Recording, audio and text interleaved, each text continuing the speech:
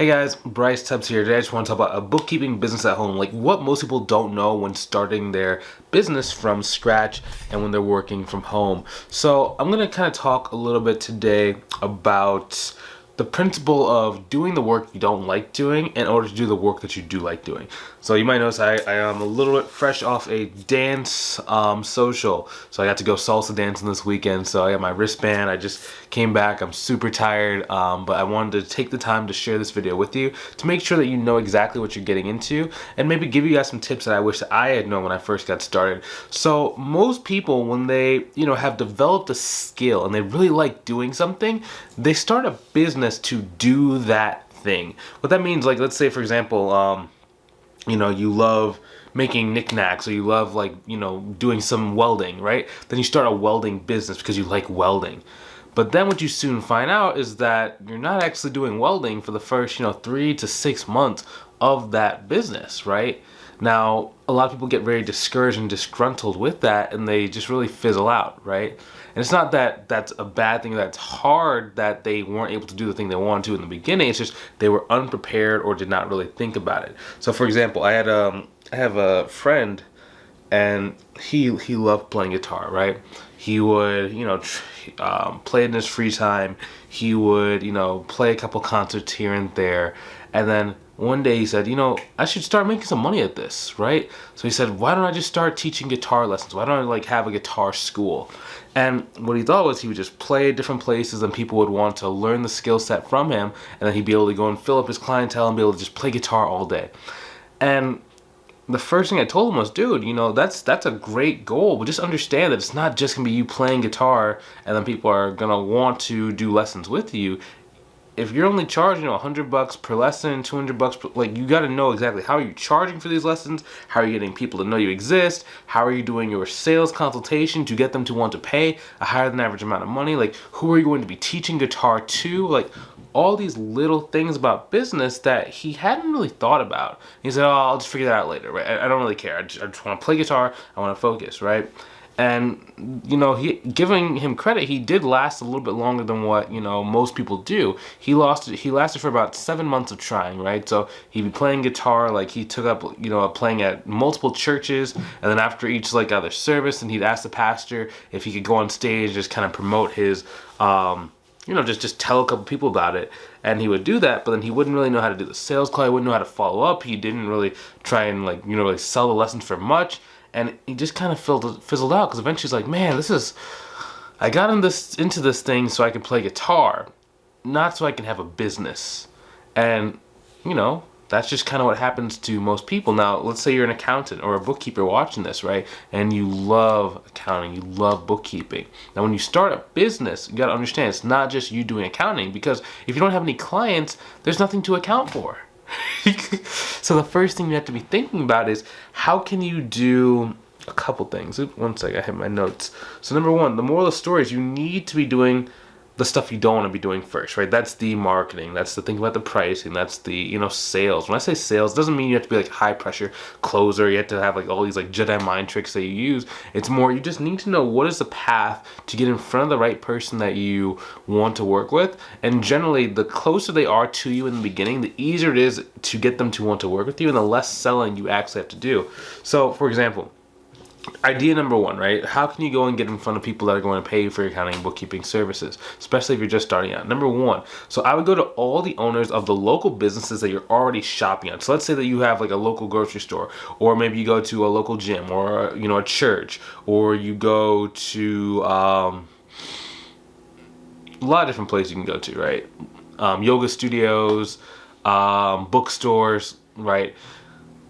Build a relationship with the owner, the person who actually owns the store. If they don't actually come into that store, it's probably going to be a little bit harder to do, but try and build a relationship slowly over time with that owner, and ask them if who's doing their accounting and bookkeeping. They're going to tell you who's doing it, right? It's either themselves, nobody, friend, family, and spouse. It's going to be another bookkeeper, or it's going to be a CPA, right? It's generally only 5 categories of people, right? And then no matter what they say, just ask if they're open to maybe you taking it over for them.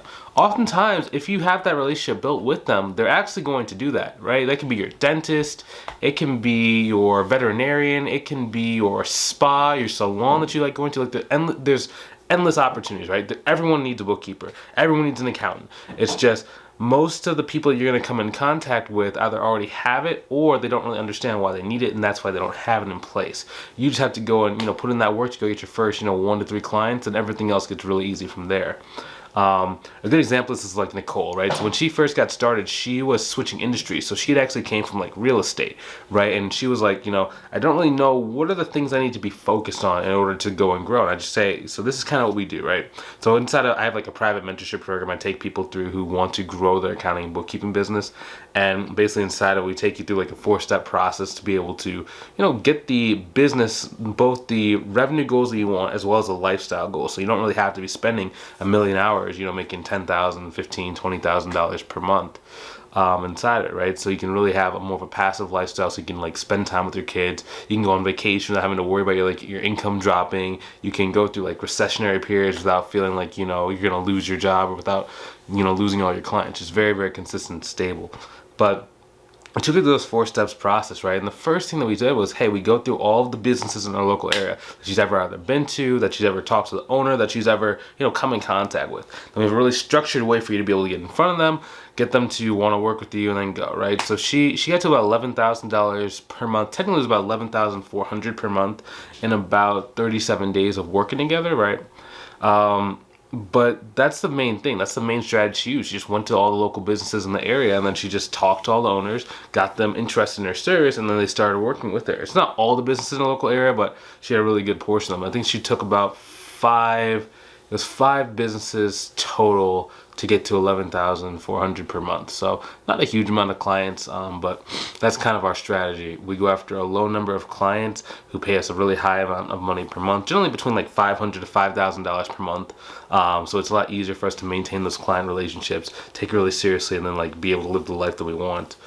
But that's really how she did it. And then the second way that you can go and get in front of clients who are going to pay you more money so you can go and focus on doing the accounting work is go after people who sell a similar service to you and see if you can get some of their overflow work. So what that basically means is like, so let's say, for example, you go to a virtual CFO, or maybe like a CPA, or maybe like a tax office, or maybe like an enrolled agent, right?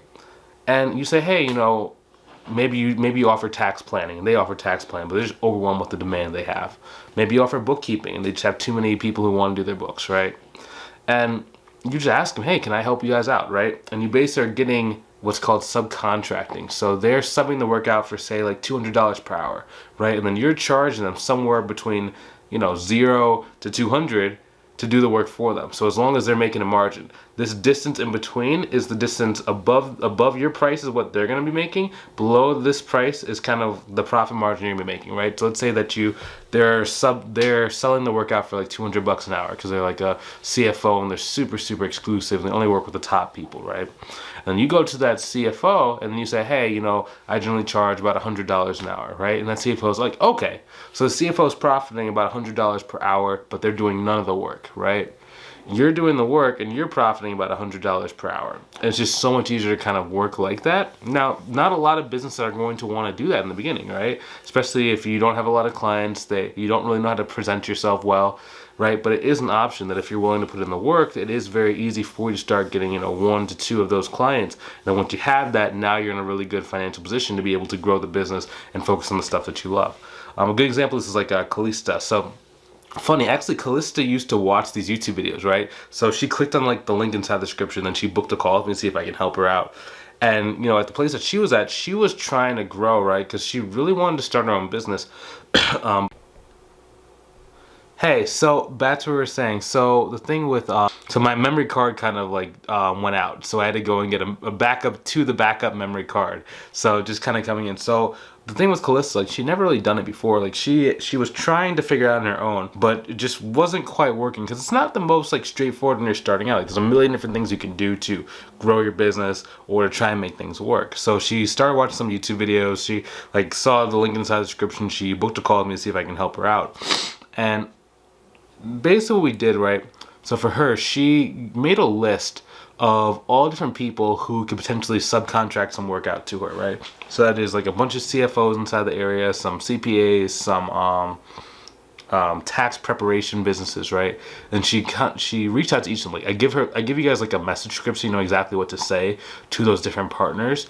But in her case, she actually got one of them to sign on for a contract. It's a 12-month contract for about $45,000. Now, there are some stipulations that if she doesn't really like doing the work or something happens to them, she could cancel that contract early. But as far as them, they are actually like contracted in there to be at least 12 months. So that way, you know, she has a lot more income security in her business because she knows that her business is already going to be doing $45,000 for that first year. So that actually gives her a lot more confidence and frees up a lot of mental bandwidth because now she's able to like leave her old job, so now she can do the business full time.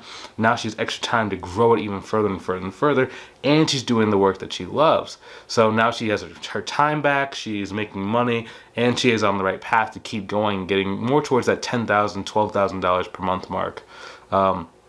And just super happy for her. I think I'm gonna like film her recap interview probably the next couple of either days or weeks, or have her actually come onto the channel, maybe film some videos about what's new with her and what she's been doing and kind of update it. But yeah, man, like it's really cool when you can work so closely with the students inside of the program, right? Because when they succeed, I can just tell you guys a story about it, and that causes more people to want to join the program. And you know, if you want to get results, you want to be able to grow your business, and you want to avoid a lot of the trial and error that most people go through that cause them to really struggle, then I just invite you to go ahead and click on the link inside of the description either above or below this video, depending on where you're watching it, to book a call with me to see if I can help you out. Now, again, we have to be very selective with who we do take on, because again, not everybody's a good fit for this, right? We're not a good fit for everybody. The people who we choose to work with, the reason why our success rate is so high is because we have a very, very, very stringent process for who we actually accept inside the program. Now, to be honest, it's not a cheap program, right? Our goal is to get you to 6 figures per year while having a really good lifestyle. That can be anywhere from like 20 to about 35 hours per week. Now, again, that's not for everybody, and it's not cheap because of the results that we get people. However, we do have partners with like funding companies. So what that basically means is about 6 months ago, I decided to partner with a company that can fund some of the students. I have to pay like this like monthly fee in order to make sure that they can like give like you know, funding without having any APR. That just means that it's basically same as cash, and depending on like your payment history in life, those payment plans can be up to like 3 months, 6 months, 9 months, or 12 months, depending on what you qualify for, if you qualify for one of those options at all. Right? So that way, money is never really the reason why people can't join the program, because we did want to make it very inclusive for people who, you know, maybe want to join the program or maybe want to do it, but maybe finances just aren't really right in the places they need to be.